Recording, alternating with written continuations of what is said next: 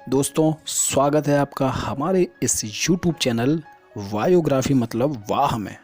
और हम यहाँ आपके लिए लाते हैं एक से एक बढ़कर वायोग्राफी और लाइफ स्टोरीज। तो हमारे साथ जुड़े रहिए और इस वीडियो को अंत तक अवश्य देखें। दोस्तों, आज की वीडियो में हम बात करने वाले हैं हिंदी फिल्मों के जाने माने संगीतकार जोड़ी नदीम श्रवण साहब के बारे में।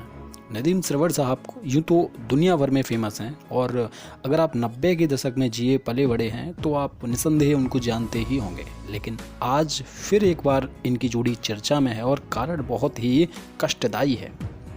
दोस्तों, श्रवण कुमार राठौर साहब का निधन हो चुका है कोरोना महामारी के चलते, और इसीलिए एक बार फिर से ये जोड़ी चर्चा में है। दोस्तों, हम इस वीडियो के माध्यम से आज इस जोड़ी के संघर्ष, उतार चढ़ाव भरी पूरी कहानी, पूरी लाइफ स्टोरी के बारे में जानेंगे। तो हमारे साथ वीडियो के आखिर तक जुड़े रहें। चलिए शुरू करते हैं।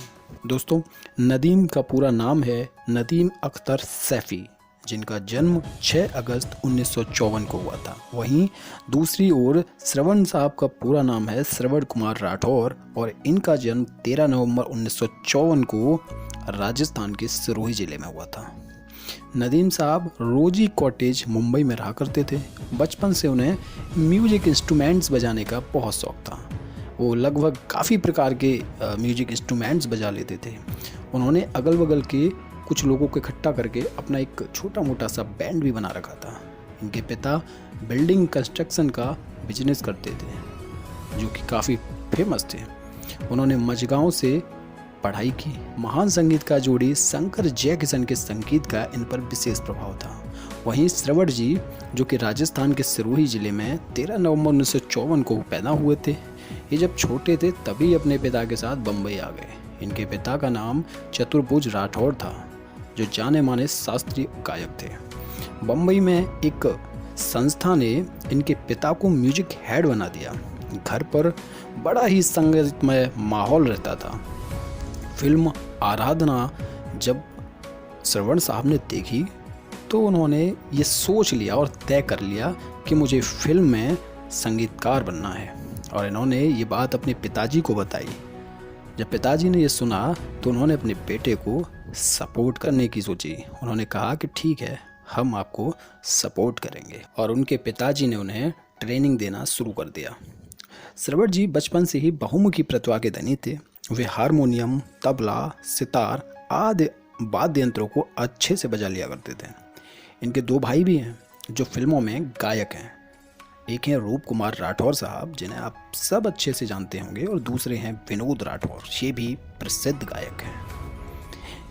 इसी बीच इनके एक दोस्त ने अपने कॉलेज के एनुअल फंक्शन के लिए इन्हें इनवाइट किया।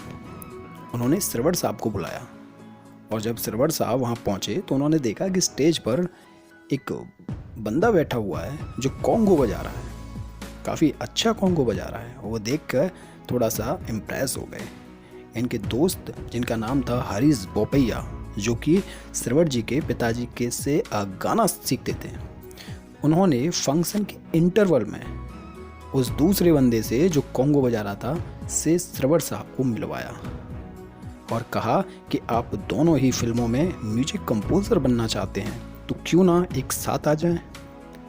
काफ़ी सोच विचार के बाद अपने दोस्त के मशवरे पर दोनों ने हाँ की मोहर लगा दी और दोनों नदीम श्रवण के नाम से म्यूजिक कंपोज करने लगे। दोस्तों, यह वर्ष था 1972। जोड़ी तो बन गई, लेकिन अभी ज़रूरत थी फिल्मों की, जो कि दोनों के पास ही नहीं थी। दोनों ही स्ट्रगल कर रहे थे। इधर श्रवण साहब के पिताजी चतुर्भुज राठौर साहब के एक दोस्त थे बच्चू भाई। वो एक भोजपुरी फिल्म बना रहे थे, जिस फिल्म का नाम था दंगल। इस फिल्म में इस जोड़ी को मौका दिया गया। फिल्म का संगीत लोगों को बहुत पसंद आया। इस फिल्म का एक गाना काशी हिले पटना हिले कलकत्ता हिलेला आज भी सुप्रसिद्ध है। लोग बड़े चाव से आज भी इस गाने को सुनते हैं। इसके बाद उन्हें वर्ष 1981 में एक हिंदी फिल्म ऑफर हुई, जिसका नाम था मैंने जीना सीख लिया है। इस फिल्म के गाने मशहूर गायक अमित कुमार जी ने गाए। इसके बाद इन्हें इलाका, लश्कर और तमाम फिल्मों में संगीत देने का मौका मिला, जो काफ़ी पसंद भी किया गया। इसी बीच इनकी दोस्ती हो गई जाने माने सुपरस्टार मिथुन चक्रवर्ती से, और मिथुन चक्रवर्ती ही वो व्यक्ति थे जिन्होंने आगे चलकर इस जोड़ी के रिश्ते गुलशन कुमार साहब से मजबूत करवाए। अब हिंदी फिल्म जगत में एक क्रांति आने को थी, लेकिन इसका एहसास अब तक किसी को नहीं था। हुआ ये कि इस जोड़ी ने एक म्यूजिक एल्बम बनाने की सोची, गाने रिकॉर्ड करना शुरू करे। इसमें संगीत दे रहे थे नदीम श्रवण जी। 8 गानों के एल्बम बनाने की बात हुई थी। शानदार रिस्पॉन्स मिला। इधर जब इन गानों पर महेश भट्ट साहब की नज़र पड़ी तो वे मंत्रमुग्ध हो गए।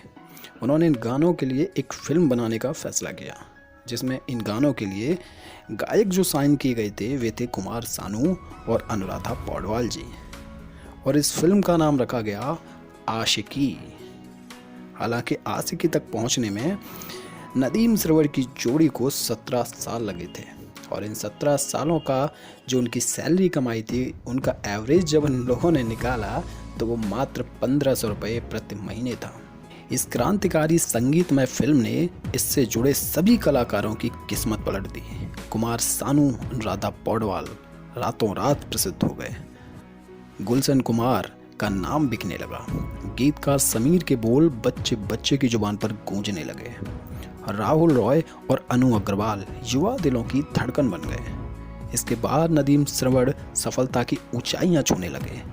दिल है कि मानता नहीं, सड़क, फूल और कांटे, सैनिक, राजा हिंदुस्तानी, राजा, दिलवाले, परदेस, जुदाई, कसूर और बहुत सारी फिल्में इनकी झोली में आई, और हर फिल्म के गीत सुपर डुपर हिट होते गए।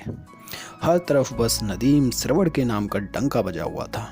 जो जोड़ी कभी फिल्मों के अकाल के चलते भोजपुरी फिल्मों में काम कर रही थी, आज वह जोड़ी तकरीबन 250 फिल्में रिजेक्ट कर चुकी थी। हिंदी फिल्म इंडस्ट्री में इन दोनों का सिक्का बोल रहा था। इनका दूर दूर तक कोई सानी नज़र नहीं आ रहा था। तभी अचानक एक अनहोनी हो गई। 12 अगस्त 1997 को गुलशन कुमार साहब की हत्या हो गई। इस दुर्घटना ने पूरी हिंदी फिल्म इंडस्ट्री को हिलाकर रख दिया। अंडरवर्ल्ड ने गुलशन कुमार साहब के खून से हाथ रंग लिए थे, और इस बात यहीं तक नहीं रुकी। इस खून के छींटे नदीम श्रवण साहब की जोड़ी में से नदीम सैफी के गिरेबान तक जा पहुंचे। गुलशन साहब के खून के छींटे जब नदीम साहब तक पहुंचे तो उन पर भी आरोप लगा कि इस हत्या में कहीं न कहीं उनकी भी मौजूदगी रही है। इस विवाद ने नदीम को देश छोड़ने पर विवश कर दिया। बताया जाता है कि उन्होंने दुबई में अपना लोकल बिजनेस डाल लिया और वहां काम करने लगे। ये जोड़ी एक तरह से यहीं पर थोड़ा थोड़ा से टूट चुकी थी, लेकिन बाद में भी इस जोड़ी ने फिल्मों में संगीत देना चालू रखा, और ये संगीत देती रही। इस जोड़ी की आखिरी फिल्म थी दोस्ती, जिसमें अभिनय कर रहे थे अक्षय कुमार और बॉबी देओल। नदीम साहब की पत्नी का नाम सुल्ताना, बेटी का नाम साइमा और बेटे का नाम समर है। वहीं श्रवण साहब के 2 बेटे हैं, संजीव और दर्शन, जो दोनों ही संगीतकार हैं और एक जोड़ी के रूप में काम करते हैं। इस जोड़ी ने जितनी रफ्तार से बुलंदियों को छुआ, उतनी ही रफ्तार से विवादों से भी घिरी रही। अगर बात हिंदी फिल्मों की हो और नदीम श्रवण का नाम न हो तो मज़ा कुछ अधूरा सा लगता है। दोस्तों, आज यह जोड़ी हमेशा के लिए टूट गई है। 22 अप्रैल 2021 को कोविड-19 के चलते श्रवण कुमार राठौर साहब का आकस्मिक निधन हो चुका है। उनका परिवार भी कोरोना पॉजिटिव है। पूरे बॉलीवुड में शोक की लहर है। तमाम अभिनेताओं ने शोक जताया है। चारों ओर मातम का माहौल है। यह खबर जब नदीम साहब को पता चली तो वे फूट फूट कर रोने लगे और कहने लगे कि हाय मेरा श्रवण चला गया। दोस्तों, हम सभी की ओर से श्रवण साहब को भावभीनी श्रद्धांजलि। ईश्वर उनको अपने श्री चरणों में स्थान दे। दोस्तों, इस वीडियो को हम यहीं पर ख़त्म करते हैं। दोस्तों, आपको ये वीडियो कैसी लगी है कमेंट सेक्शन में ज़रूर बताएं।